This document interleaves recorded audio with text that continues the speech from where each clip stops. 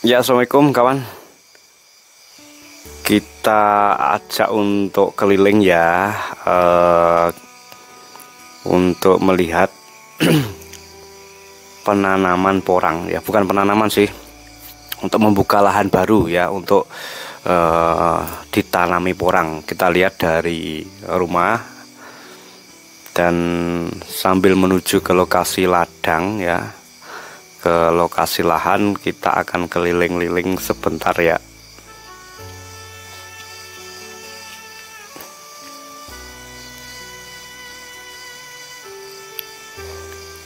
Ya, biasanya saya ketika melihat lahan kawan ya, itu kita cukup dari rumah dan lokasinya tidak terlalu jauh sih ya, dan masih dijangkau pakai sinyal bisa ya. Kita akan melewati lahan persawahan ya, yang kangen sama kampung, yang kangen sama suasana kampung ya. Ini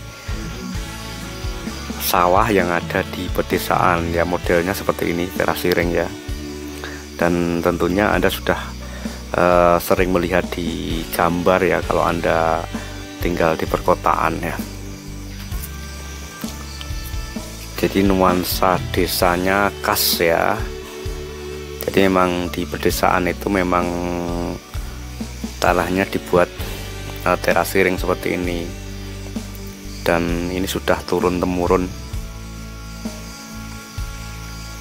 Jadi lahannya kecil kawan, dimanfaatkan sedemikian mungkin ya, agar bisa menghasilkan atau bisa ditanami padi ya.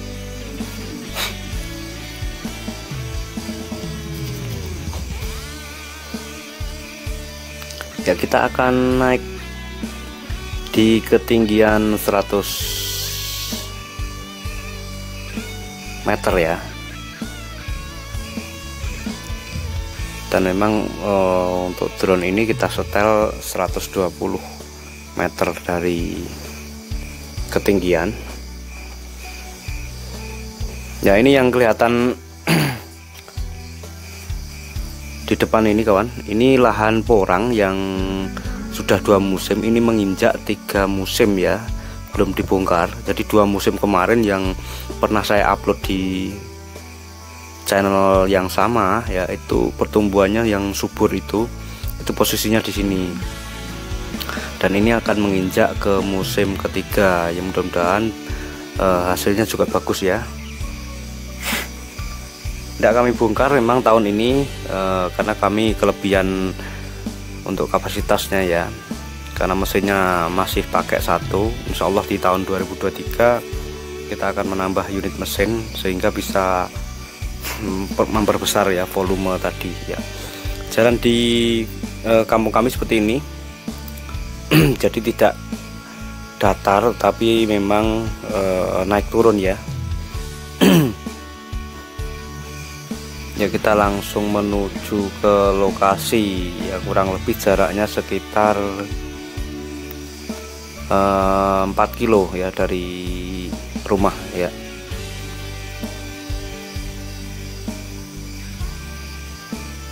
Sampai 5 kiloan lah. Ini yang kangen sama suasana pedesaan,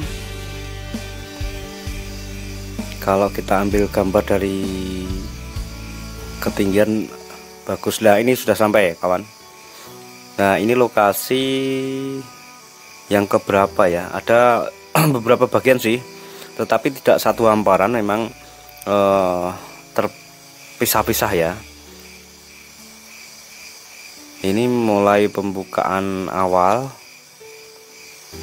jadi ada beberapa pekerja yang membersihkan ya, atau membuang rumput-rumput ini.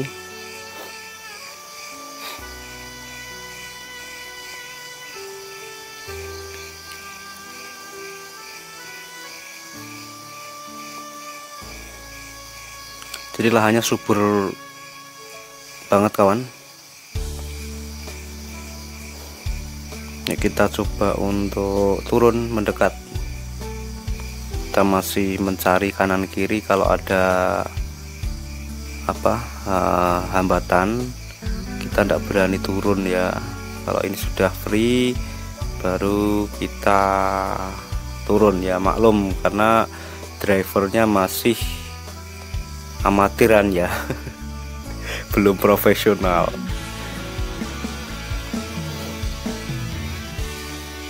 Ya, ini masih memantau hamparannya. Kita tidak berani turun lebih dekat ya,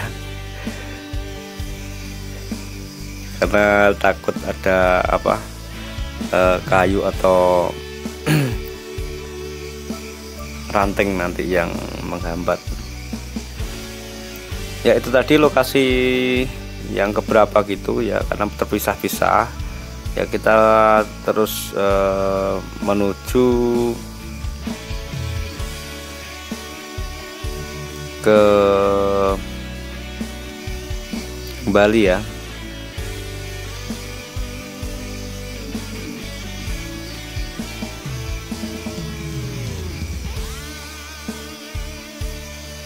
Jadi lokasinya itu terpisah-pisah, memang berapa lahan ya. Satu lahan itu ada 2000 meter, ada yang 3000 meter, yang ada satu hamparan 1 hektar itu ada sih, cuma kan itu miring ya, bukan hamparan tetapi miring ya. Ada yang 3 hektar juga ada sih, tetapi lahannya miring ya. Kalau di populasinya dihitung sama lahan datar itu jelas jauh ya. Kalau kita menghitung memang populasi untuk 1 hektar itu memang 40.000, ada yang ditanami 50-60.000, itu malah bagus ya. Semakin jaraknya tidak terlalu jauh makin bagus sih ya. Tidak terlalu jauh ya, jangan terlalu jauh, jaraknya cukup 30 samping 30 ke depan itu aja udah cukup Pak. 1 meter itu diisi 3 gitu sudah bagus ya.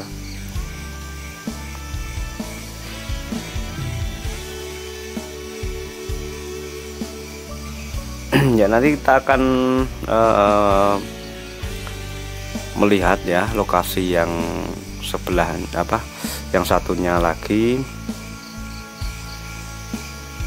pertumbuhannya seperti apa. Kita akan agak-agak menuruni ya, karena di daerah kami sudah mulai pada tumbuh ya, banyak yang kayak tombak itu sudah mulai pada tumbuh, tapi masih belum semuanya sih ya. Masih ada yang masih baru mau tanam juga ada, tapi yang tidak dibongkar itu sudah tumbuh juga ya, tumbuh maksimal ya. Pertumbuhannya maksimal itu maksudnya sudah daunnya sudah mekar, kemudian sudah tumbuh, itu sudah banyak juga.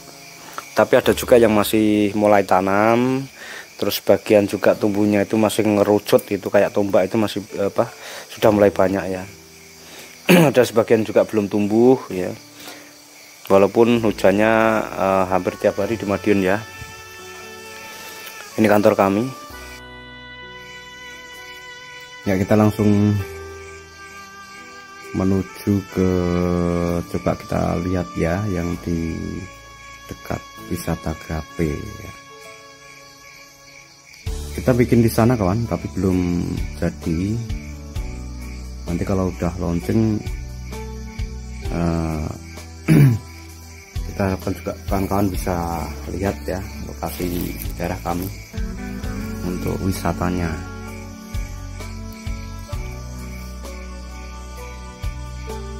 Dari ketinggian 110 ya. Ini bendungan pembangkit listrik tenaga air ya. Di daerah kami itu ada 2 tempat ya, satu PLTA Giringan dan satu adalah PLTA Gulang. Dan kanan kiri ini kawan ya, ini memang belum, ini sudah ditanam porang tapi belum tumbuh daun masih mengerucut ya. Jadi ini kalau dilihat dari atas kosong ya, sebenarnya ini hampir semua lokasi itu ditanami porang ya, bahkan sampai pinggir rumah, depan rumah, samping ya, itu ditanami porang semua ya. Bisa dibilang kampung kami adalah kampung porang ya, dan hampir ketika pintu masuk itu sudah kanan kiri sudah ditanami porang.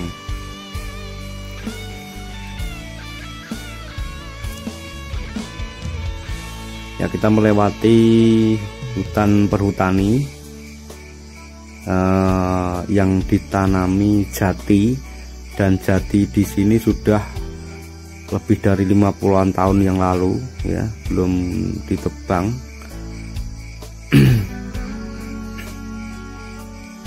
Ini jati ini kalau kita agak turun ya, ini ketinggian sudah sekitar 125 meter ya dari bawah. Jadi pohon kelihatan kecil, tetapi kalau kita turun pohonnya itu besar-besar kawan, dan sudah berumur lebih dari 50 tahun ya, hampir 70-an tahun lah. Karena dari saya kecil juga pohon jatinya sudah sebesar itu gitu. Jadi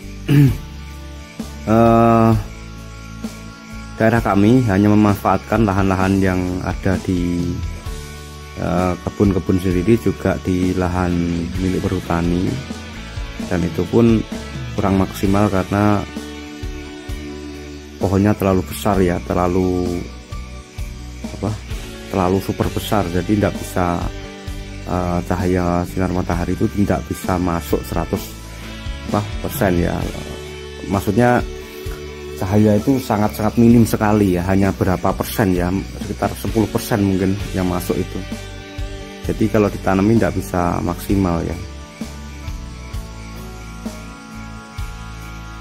Ya sorry, kita bingung untuk arahnya ya, kita masih mencari arah.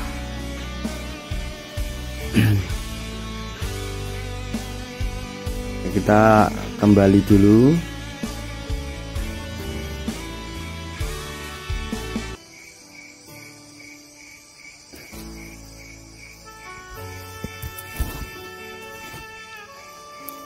Ya kan, beberapa hari lalu ya kita buat video memang tentang porang ya. Jadi kebutuhan porang memang ekspor. Kenapa banyak yang diekspor ya? Karena kebutuhan makanan untuk porang ini memang dibutuhkan dunia ya, bukan hanya di Asia tetapi di daerah Eropa ya, dan Indonesia sendiri. Makanya baru-baru ini mereka tahu ya tentang kegunaan manfaat porang, padahal kalau kita flashback ke belakang itu sudah lebih dari 350 tahun yang lalu itu di Jepang dan di Cina itu sudah mengkonsumsi porang ya sebagai makanan pokok ya, dan makanan keseharian ya. Namun di Indonesia baru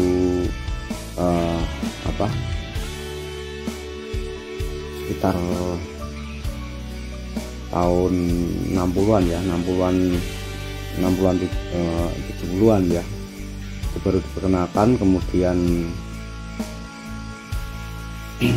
berkembang itu pun masih skalanya masih porang masih ngambilnya dari liar ya, dari hutan ya. Dengan bibit porang ini memang dari hutan ya, kemudian belum ada sistem budidaya ya. Ketika kita melihat di Madiun juga di daerah Baradan itu memang di sana lebih nanamnya lebih banyak ya. Mereka memanfaatkan lahan-lahan di bawah pohon milik perhutani ya, dimanfaatkan untuk porang. Kemudian kami belajar ke sana, kemudian waktu itu saya mau menjual bibit porang perkenalkan ke petani aja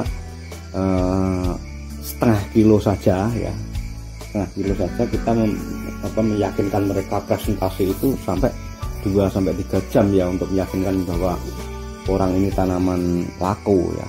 Sebenarnya daerah kami itu sudah lama juga, tetapi ada hanya beberapa gelintir orang ya, 2-3 orang mungkin seperti itu yang menanam porang atau mencari porang bitan kemudian dijual di daerah Nganjuk waktu itu ya.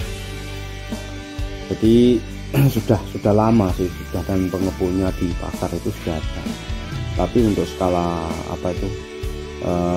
budidaya itu belum ada. Dan memang di tahun 2010-2009 itu Pak Gianto sama Pak Wasito ya sebagai pelopornya untuk daerah kami yang sering kita buat video itu ya, mereka adalah menjadi contoh dari para petani yang lain ya, karena dari beliau panen raya kemudian bisa menarik kawan-kawan yang lain untuk menanam porang ya. Dan ada cerita di daerah tetangga desa sebelah ya, waktu itu bibit dari kami kemudian sekali panen bisa membeli mobil baru yang sudah saya upload juga di YouTube, dan itu barulah para kawan-kawan yang lain atau petani yang lain itu mengikuti jejak bapak tadi ya, yang terinspirasi untuk, karena sekali panen dia beli mobil, akhirnya berbondong-bondong untuk menanam porang itu di daerah Segulung ya.